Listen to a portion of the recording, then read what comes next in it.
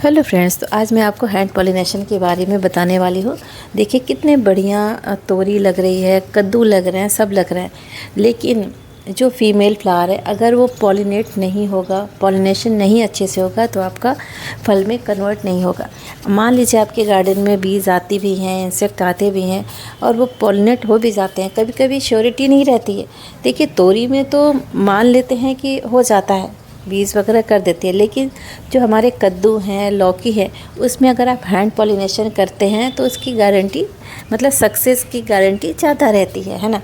और देखिए मेरा ये कद्दू का पौधा है, मैं इधर कुछ दिनों से देख रही थी फ्रूट्स बन रहे हैं, मेल और फीमेल दोनों फ्लावर खिल रहे हैं, लेकिन वो पॉलिनेशन नहीं हो रहा है।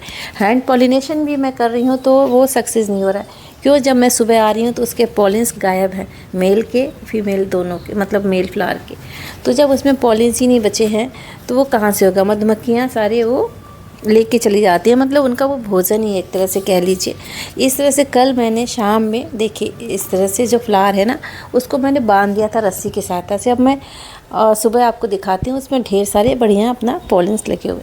तो अब ये देखिए फ्लावर, इससे मैं हैंड पॉलिनेशन करूँगी। और ये देखिए ये फीमेल फ्लावर है, इसका भी मैंने ऊपर का जो फूल है उसको मैंने बांध दिया था, क्योंकि मैं इधर देख रही थी मेरे कोई फल नहीं बन पा रहे थे।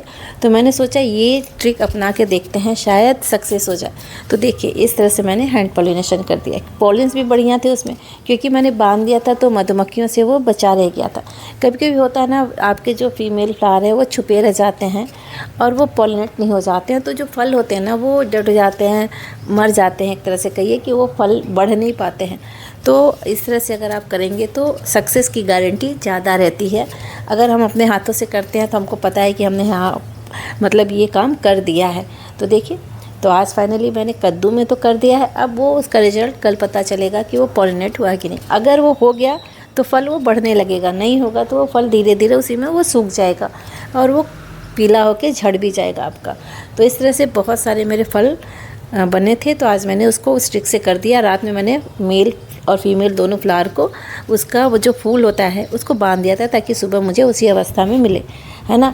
इसी तरह देखिए मैं आपको तोरी बताती हूँ। तोरी में तो गारंटी रहती है कि हाँ चलो अगर हम नहीं करते हैं तो भी वो हो जाते हैं पॉलिनेट्स, लेकिन कद्दू और लौकी में नहीं होते हैं, मतलब उतने अच्छे से, है ना। देखिए इस तरह से तोरी के मैंने भी फ्लावर ले लिए हैं, और जो बीज का पार्ट है, बीज का ही पार्ट लेना है, चाहे किसी भी उसमें आप करिए, चाहे लौकी, कद्दू, तोरी आप करिए, चाहे आप ककड़ी, खीरा करिए, सब ऐसे ही होता है।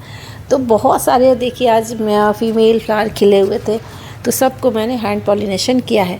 मुझे पता है मेरे गार्डन में बहुत ज़्यादा बीज वगैरह आती हैं, लेकिन मैं जब अपने हाथों से कर लेती हूँ तो मैं श्योर हो जाती हूँ कि हाँ मेरे फल अब बढ़ेंगे। क्योंकि हम लोग टेरेस गार्डनिंग करते हैं तो बहुत लिमिटेड हमारे फ्रूट्स बनते हैं, और वो भी अगर फल में कन्वर्ट ना हो तो दुख होता है ना।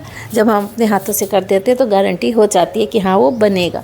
कुछ ही ख़राब होते हैं लेकिन ज़्यादातर वो बन जाते हैं। तो फ्रेंड्स आप भी ये तरीका अपना सकते हैं अपने गार्डन में, है ना, ताकि आपके भी जो फ्रूट्स बन रहे हैं वो बढ़ने लगे और आपको अच्छी फ्रूटिंग भी मिले, है ना।